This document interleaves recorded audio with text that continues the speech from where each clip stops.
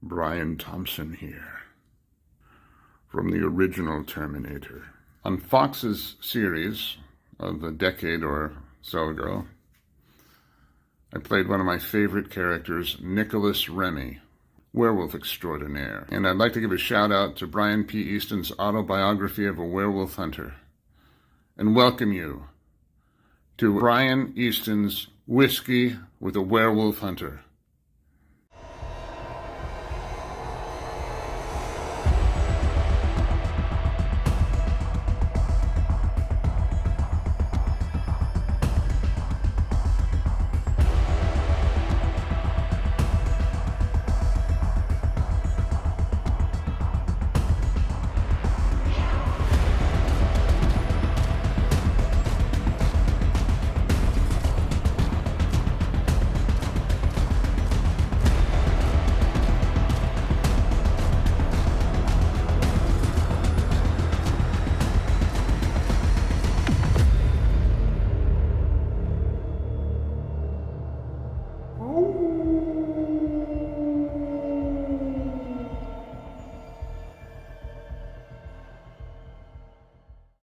Hello, everyone, and welcome to Whiskey with the Werewolf Hunter. I'm Brian Easton, author of the autobiography of a Werewolf Hunter series. Special thank you to Brian Thompson for recording that introduction for us. I appreciate that. This evening, our creature of the night is a peanut butter flavored whiskey. Now, a friend of mine in my hometown bought this for me to try on the show. It's Screwball peanut butter whiskey. So we're going to give it a day in court. Now, sweet whiskeys are fine, as a dessert whiskey or what have you. I'm not overly fond of them as far as just, having some every night or drinking it on a regular basis. But we're going to give this guy a try. To you.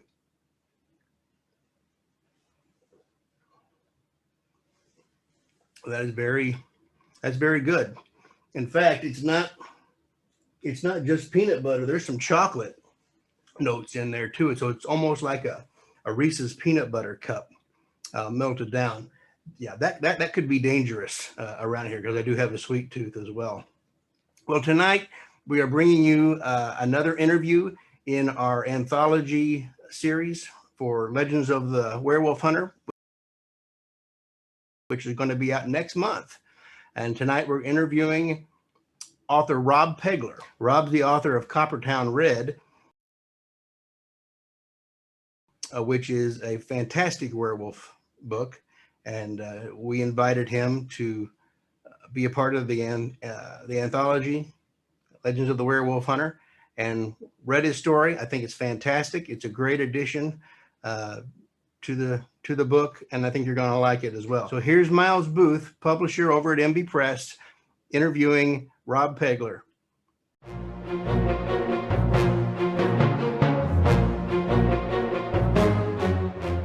Welcome to the MB Press interview series for the Legends of a Werewolf Hunter anthology.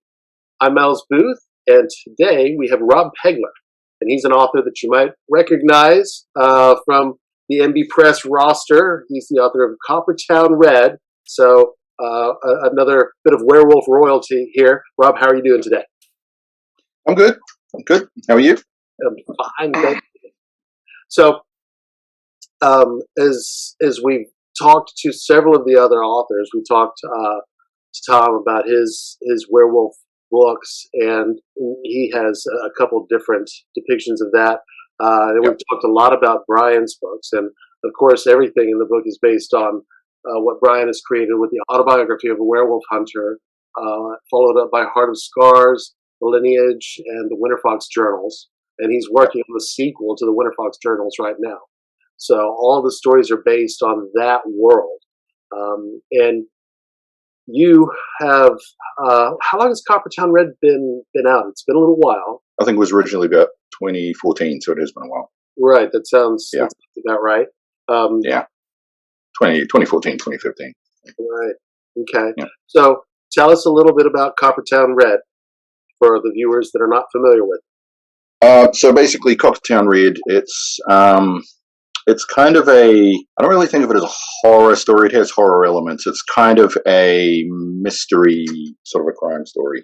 So it's set in a small town, and there's a small kind of a werewolf population sort of living on the outskirts. And the town, they've sort of always been there since the beginning, and the town kind of knows that they're there, but most people are they tend to keep to themselves and blend in, and people don't really.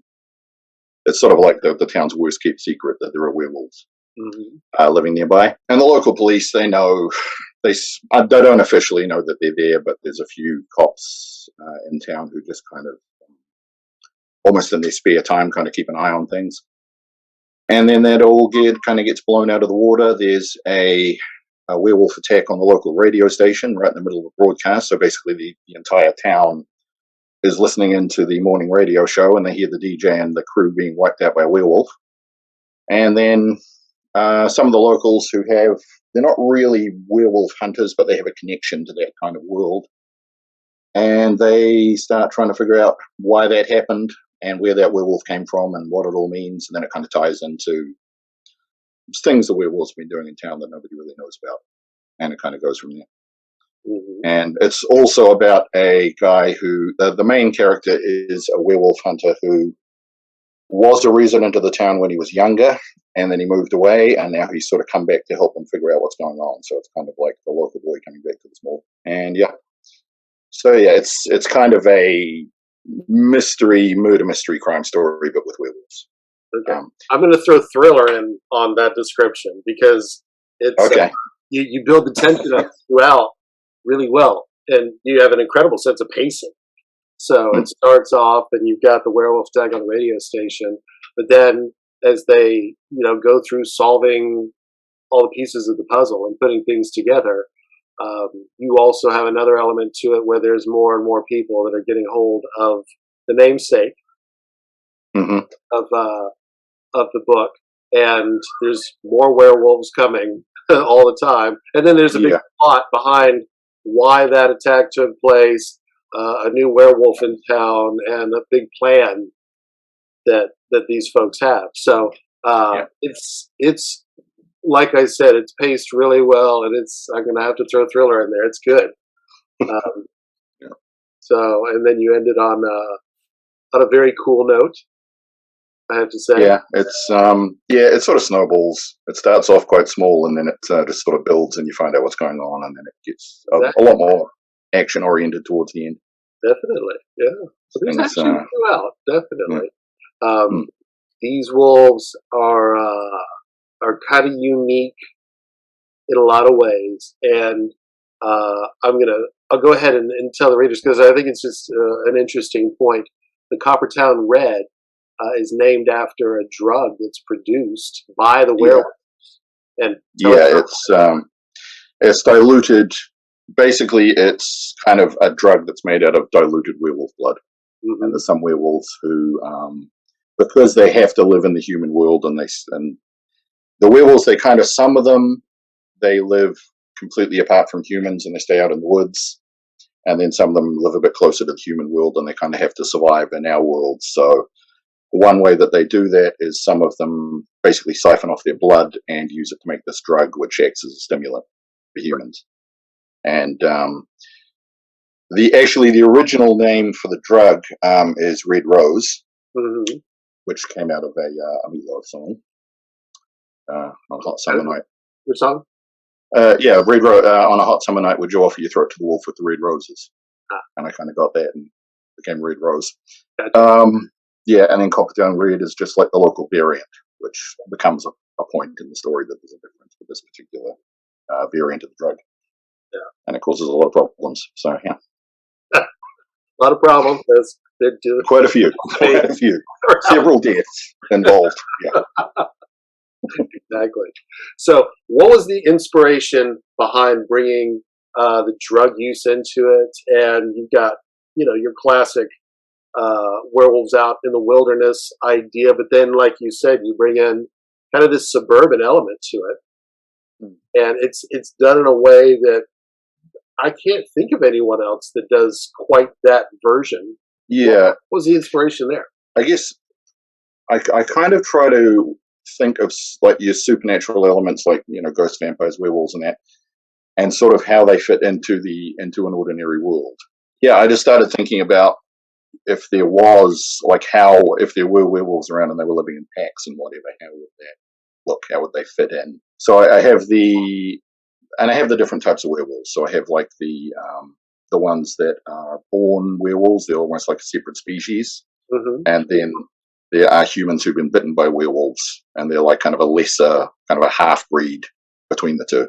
Mm-hmm. And it's just how those, depending on what type of werewolf you are, how you would fit into like the mundane world. So like the purebred werewolves, who are the born ones, they're like a separate thing. They can't really relate to humans at all. So a lot of them just stay completely separate, and the ones that don't, they're kind of, it's almost like they're mimicking humans. They sort of try to blend in, but it's kind of like aliens trying to mimic, kind of blend in with humans. So yeah, and yeah, it's just thinking about if you were a monster living in a human world, how would you fit in? Which kind of, I mean, the first story I had published, if you recall, was "Till the Sun Is in the Sky" and the Trigger Reflex, and yeah, that was about a girl who she gets bitten by a vampire and she becomes a vampire, and then she just tries to go on living an ordinary life, but suddenly she has a nocturnal lifestyle, can't really pursue anything that would involve going out during the day. So it's like, how would you deal with it, and how would you sort of just try to fit in and stay under the radar? And then I sort of expanded on that idea in this book with the mongrels, who were the humans who were turned. How would they get along now that they're different? It's a very cool treatment of the subject. And again, I'm trying to think in all of the werewolf fiction, the only time that we see authors try to work werewolves into everyday life, that's more of the romance novels, or even like the kids' books that kind of try to deal with it, but they're not dealing with any of the reality to it. It's not realistic at all. It's certainly not. Yeah. It's all, whatever they're trying to do with it. Yeah, I mean, I try to be as practical as possible and just think about what, like when we first meet one of the characters, who is Missy, she's one of I call them the mongrels, who are the humans who become werewolves, and now they kind of have to live a little differently. The first time we meet her, she's in a supermarket and she's buying food. Right. And it's a small town, so everybody kind of knows who she is. So you kind of get the reactions of people as she's going around the supermarket. And then, they live in a little camp out in the woods. So what would you need to buy to survive if you were living permanently camped out in the woods in a little commune? So I was sort of trying to come up with a shopping list of what she'd need. And yeah, so I was just trying to think of those kind of practical considerations of how would I survive if I had to live in that world. Yeah. Yeah. And it makes for a really compelling scenario, actually, because so very few people try to do this with any sort of monster fiction. And then you let all hell break loose, and then it gets really, really interesting and really, really fun. What would you say your other influences were on this particular book? What drove you to divide up the types of werewolves and want to highlight, the difference between a mongrel and a pureblood werewolf? I mean, I used to have it's kind of the web series that I wrote. It's actually a character who shows up in the second book called Gabriel Pope, who's a professional, if you can be a professional, werewolf hunter. And I wrote a whole series of stories about him, and he was more of a vampire hunter than a werewolf hunter, but he dealt with werewolves occasionally.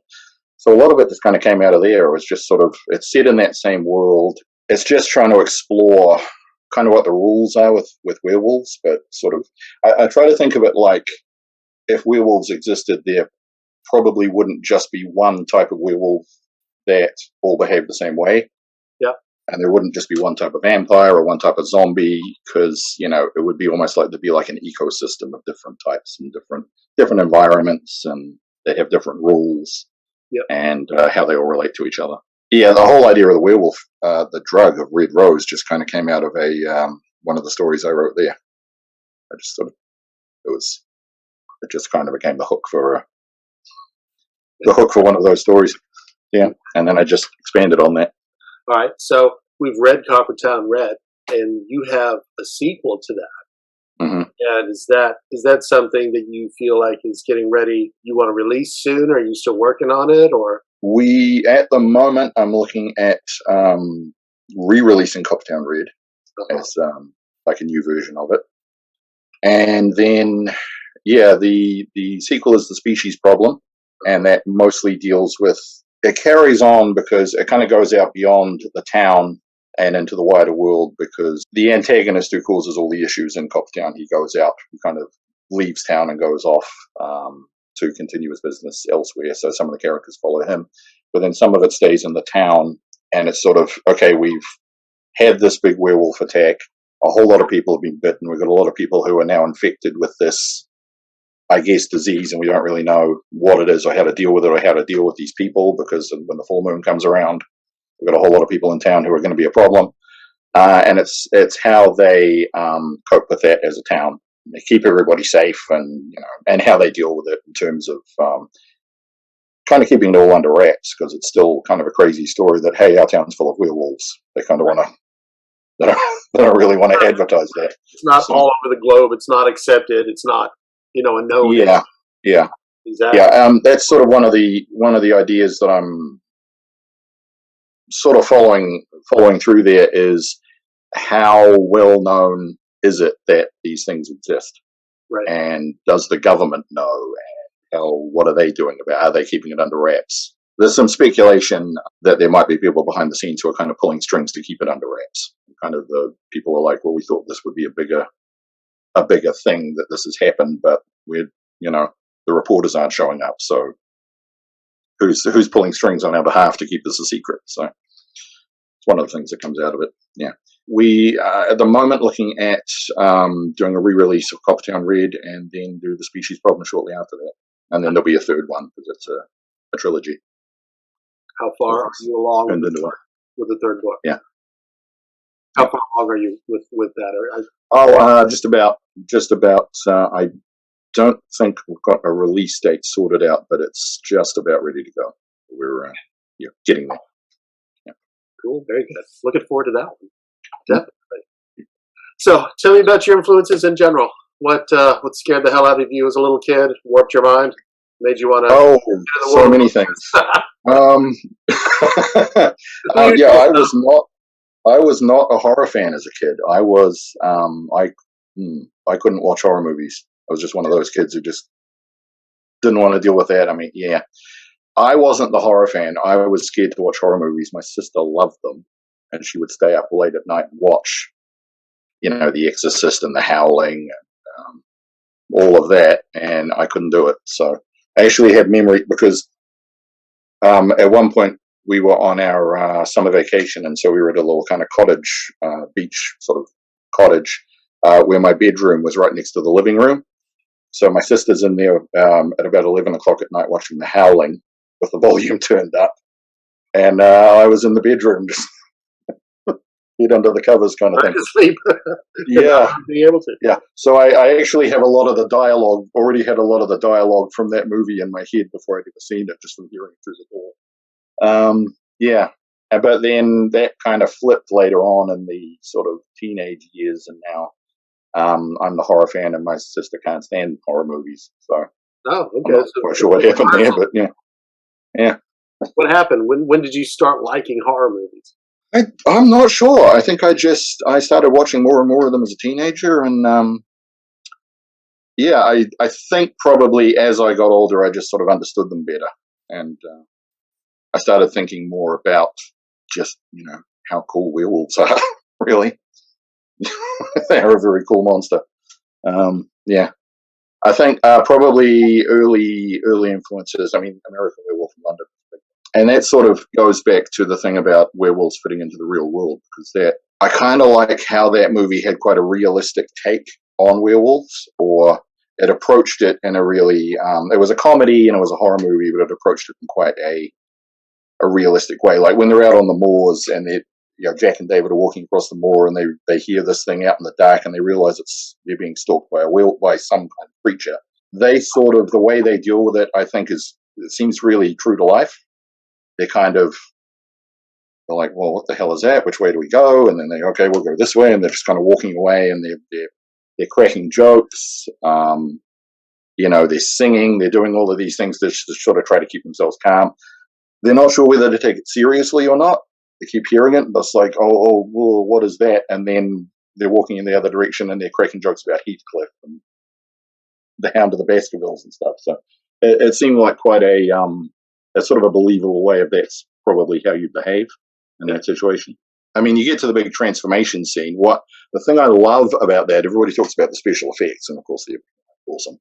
But the thing that always gets me about that when the big transformation scene is he's in a living room in the suburbs, lights on, it doesn't happen in darkness, they don't hide anything, and it's just completely ordinary surroundings, completely ordinary situation. He's sitting there reading a book, and then the full moon comes out, and he's rolling around on the floor, turning into a werewolf. But everything, the song's still playing on the stereo, and everything around him is normal, and just crazy things happening. So it just seems very grounded in the real world, and kind of it makes it believable. It actually makes it kind of scarier. It does. But it just seems so ordinary, and then suddenly he's turning into a werewolf, but everything around him is still. It's a nice, cozy living room. He's not out on a moor. He's not in a castle somewhere. He's just like Yeah, it's where everybody is right now. Yeah. And what happens if a werewolf starts to transform in your living room? Yeah. So, yeah. It had a great effect. Obviously, it made a big impression. Yeah. Very quite a big one. Yeah. So there was that, and and maybe the howling was kind of the same thing. I like the approach they took with that. That it's what is it? It's like a retreat. There's a psychiatrist he's running a retreat for kind of a new age. They take new age spiritual retreat or whatever it is, but it's secretly a werewolf on you. Yeah, they reverse the formula. So instead of coming off of the moors into town, they start off in town, and then they wind up out in the woods. So exactly. Yeah, they played a lot more of the tropes there, a lot more of the classic stuff. But even still, that classic transformation scene was in an office. So that was a similar treatment to an everyday environment that you're used to, and it kind of had not the same effect by any means, but I think a similar amount of dread of they brought it one step closer to everyday life. So I totally agree with you on that. That absolutely, they both achieved that. The bookshop where they go to the bookshop and they're researching the werewolf, and there's the bookshop owner, and he's just standing there. Yeah. Okay, you need silver bullets, or you cut off an arm, you cut off a leg, and he's giving them just this very matter of fact. It's like he's explaining how to fix a dishwasher. Yeah. He's telling you how to kill werewolves, and then they're like, "What, do you believe in this stuff?" And he's like, "Well, shut up! I'm trying to make a buck." He doesn't really believe it. So but it's just that completely ordinary setting, and they're talking about all this crazy werewolf shit. So. Yep. That classic bookstore owner. What do I look like, an idiot? I'm trying to make a buck. Exactly. You want books? I got books. So what, any other films or books or anything like that make a huge mark on you? I was always, I don't know, even though I was kind of scared, I had friends who were very much into horror. I had a friend when I was a kid who was obsessed with werewolves. So some of it probably came from that. I do remember one of my first things I read was, it was a story called The Vampire of Croglan Grange, which was a vampire story, and it's one of those stories that's supposedly based on a true story. It's like an urban legend, but then a lot of people picked it up. And it has some similarities to Dracula. It's like there's two brothers, sort of Victorian era, two brothers and a sister, and they go out to a country house to spend the summer, and then the sister gets attacked by a werewolf, by a vampire, and then so they take her off to Switzerland or something to recover because she's got a fever and she's very, very ill from this vampire attack. And then they come back the following year and they set a trap to try to lure the vampire in so he can kill it. And then it turns out it was like a former owner of the house who's come back as a vampire, and he's in the there's like a mausoleum on the other side of the grounds. Gotcha. So it's a very very kind of gothic werewolf story. I just remember there's this one scene that appears in pretty much all the versions of the story that I've seen, where the sister is in bed and she's looking out the window out onto the lawn, and she sees these two little lights out in the darkness moving around, and she assumes it's people walking around with lanterns. Mm-hmm. And then it gets closer and closer to the window, and she realizes it's a pair of eyes, and there's a vampire stalking across the lawn towards the window. And that's her first indication of what's happening. And I read that story when I was like 9 or 10. And for years afterwards, I couldn't sleep in front of an open window. Yeah. It's just that image of the eyes coming across the lawn. Some part of the child's mind is like, that's bad. Don't get near the window. Yeah. But no, that image kind of stuck with me. So that was one of the things that really scared me as a kid. So yeah. Now you include vampires in your stories. So the sequel, The Species Problem, that has some vampire action in it. Yeah, because the Gabriel Pope stories mostly dealt with vampires, and that was the vampires kind of operated like there were clans of vampires who kind of operated like crime syndicates or crime families. It's kind of like the Godfather with the 5 families. Yep. All keeping an eye on each other in their territory. So when I decided that I was going to bring those two stories together, because Gabriel Pope becomes a major character in The Species Problem, it was how that all fitted together. So I think the idea is there's this one city which is pretty much unofficially run by the vampires, or they run the underworld of that city. There was at some point in their history, there was, and this is sort of part of the history of the story, that there was an incursion where some werewolves banded together and tried to sort of muscle in on the vampires' territory, and that created a lot of bad blood. And so I've got the vampires who they live kind of like wealthy crime lords, and then the werewolves are more like street gangs who live out in the wilderness. So you kind of almost get that sort of class system with the monsters, I guess. Mm-hmm. Yeah. Good. Okay. Yeah. And then because most of these interviews we've talked about werewolves, hit me with your favorite vampire movies.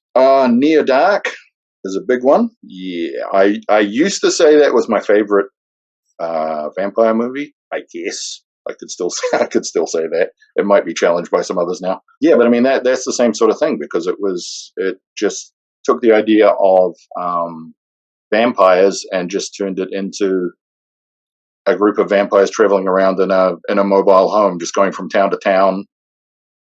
They're not fancy, they're not sophisticated, they're a bunch of they're just basically white trash vampires, and they just go around just going to bars, and they go to a bar and wipe everybody out and jump back in the motorhome and move on to the next one. So yeah, that just kind of the more sort of down and dirty sort of idea of vampires. Yeah, I know that. I mean that and the Lost Boys were sort of the classics when I was a kid, and they came out at more or less the same time, and they have, when you look at them, they have quite similar plots. So like Near Dark isn't that well known, and I think it's mostly because the Lost Boys came out at the same time, and everybody. Did the Lost Boys come out first, and then? They were the same year. I'm not sure which one came out first, but it was just overshot. The Lost Boys it was a cooler movie, and it had bigger names in it, I guess. So yeah, I think it was more of a teen movie as well. So yeah, but it got a little overshadowed. Different things that kind of have withstood the test of time. So yeah. I mean, what I liked about Near Dark was just the amount of background detail that went into it. Like Lance Henriksen, apparently, he pretty much lived in character. He created a whole backstory for his character that the director and the writer hadn't come up with. He just apparently sat down with the director and said, "Hey, I've got a backstory for my character. Do you want to hear it?" And they just sat down and had to talk about it. And she was like, "Oh my God, that's so cool." And so they just worked all that into the story. And yeah. Apparently he and Bill Paxton, they were driving down to wherever they were filming, and he was already in costume. He had like the long jagged nails, and he had the scar and the trench coat and everything. And they got pulled over by a cop. And, he was just completely in character, and he was giving him the Jesse Hooker stare out the window, and it was. I think I don't remember if he told that story or Bill Paxton did, but it was just like this cop was looking very nervous and kind of backing away, and is this going to turn into a situation? And because he just lived in that character, and I like the way that all the vampires, they all became vampires at a different sort of period of history, and you can see those influences in the way they dress and the way they talk. Like whether it was the Civil War or the 1930s or 1950s, and the way they, like, I think the kid, what's his name, Homer, he was turned in the 1950s. So a lot of the sort of idioms and the things that he uses and the expressions are like 1950s slang. So so it's just stuff like that didn't really get mentioned in the movie, but it's all there in the background. So it's all just kind of feeding into their backstory. Yeah, but I mean, it's a cool movie. The ending's a little iffy, but they got a little carried away. They got a little silly at the end. Definitely. Yeah, I mean, it ranks right up there. But The Lost Boys always does get more mention. Yeah, well, I mean, The Lost. It's a much more quotable movie. It's a lot more fun. That's true. Definitely. And Kiefer Sutherland was very cool. Yeah, they had a bunch of people in that movie. Trying to push it, and I think Bill Paxton and Lance Henriksen were definitely, not getting the same star treatment. And they just done Aliens. It was them and is it Jeanette Goldstein? I think the name is, who was Vasquez. I don't remember. She was. I think it's Jeanette. Sure, it's Jeanette Goldstein. I could look that up. She was Vasquez in Aliens. They'd all just finished filming Aliens, but it hadn't come out yet. It hadn't come out yet, and then had it come out yet? Yeah, it was already out. It might. Yeah, it might have before. Both of those movies. Yeah, they worked on Aliens, and then I think it was Lance Henriksen or Bill Paxton was signed on for the Near Dark, and then he called up the others and said, "Come on and get in on it," because it was a small budget movie, and but so it was those three. I don't know if anybody else from that movie was in there, but there was one of the things that's got half the cast of Aliens in it. One thing you can say about it. Well, tell us a bit about the story that you've written for this book that we're working on. It's called Magic Hour. I believe that's the title that we're going to use. It's about a family who they started out many generations ago as a family of farmers, and they've kind of got this relationship with the local wildlife, because originally there was a colony of magpies. It revolves largely around magpies. There's a colony of magpies that lived in the trees near their farm, and they realized that the magpies would warn them when there was danger about. I mean, this is based on something that I read about. Apparently, there was an old tradition in France with shepherds would leave offerings in the trees nearby where they were grazing their flocks to attract the magpies and encourage the magpies to settle there, because whenever there was a potential predator around, like a fox or a wolf, the magpies would all start chattering in the trees and getting excited, and that would warn the shepherd that there was danger nearby. So I kind of took that idea and brought it into more of a mystical idea of, it almost becomes, after they've been doing this for so long, it almost becomes like a kind of a symbiotic thing between this family and the local magpies. And there's usually in every generation, there'll be like a member of the family who almost has like a spiritual sort of a link to them and can communicate with them. And so that becomes like a tradition in the family that the magpies always follow them around, and they have this connection with them, and it's what happens when a werewolf finally makes it through the door and bites one of the family, and then that member of the family gets the sort of the werewolf infection or the curse or whatever you want to call it, and it's what happens from there. So it's about some other members of the family. They go out looking, even though they're not really werewolf hunters per se. They just kind of get some equipment together and go out and try to track down the werewolf that did this, because they're sort of trying to see if they can reverse the effect or fix the situation. Yeah. And it's all about how they track him down and what happens when they find him. It's a very cool piece, and the way that you've woven the mysticism into it and kind of drawn on the family history, and that the way that you move it forward, and it's a different look at this universe than anyone else has taken. It's really well done. It's a great story. So that's something for everyone to look forward to. It's really, really cool. And you did a great job with your own backstory for this. And again, the pacing is really done expertly, and you build it up nicely and pivot kind of back and forth between the mysticism and then the current day reaction to what's happened to the family. And it's good stuff. Very much excited for that to be a part of the book. Thank you. Yeah. Okay. So, I was trying to remember, we did the first Legends of the Monster Hunter way back when. Did you do Dogpile or Till the Sun is in the Sky first? Till the Sun is in the Sky was first.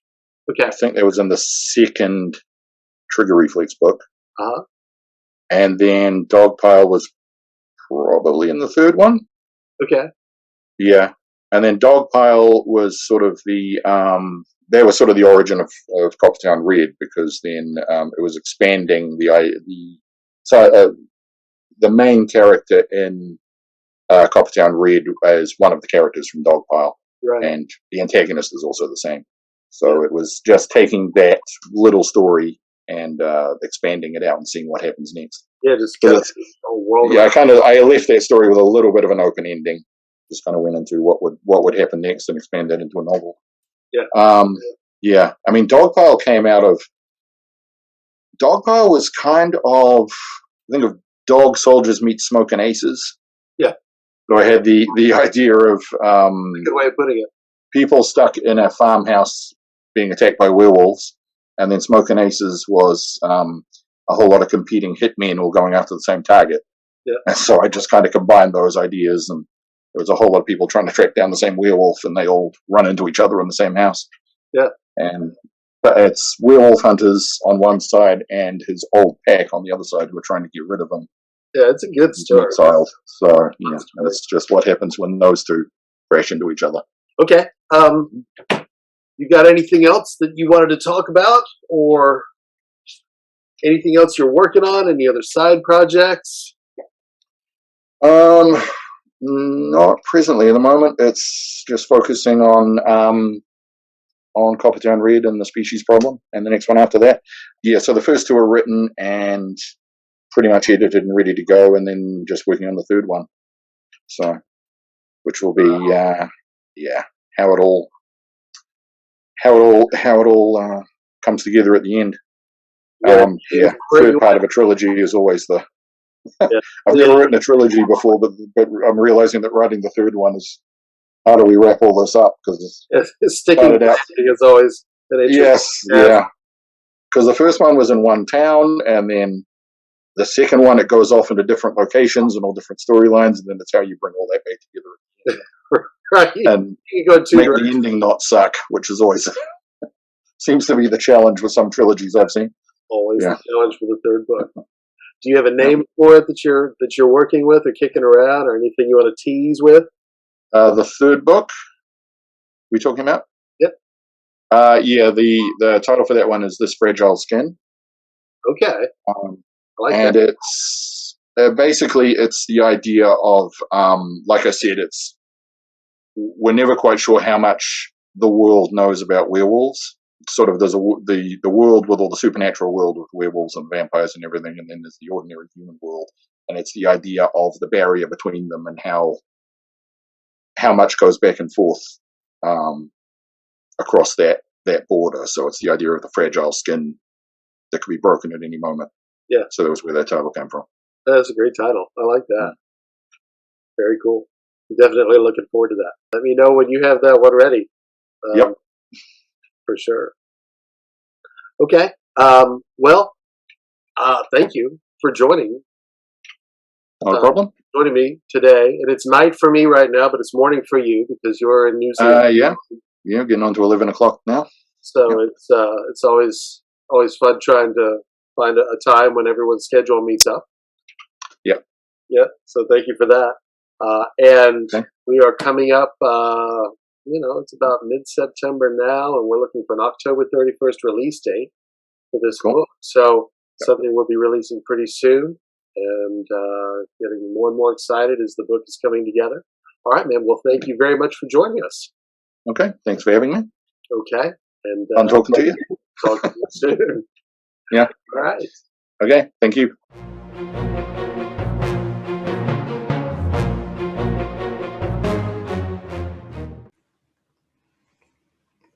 You just had to finish that up.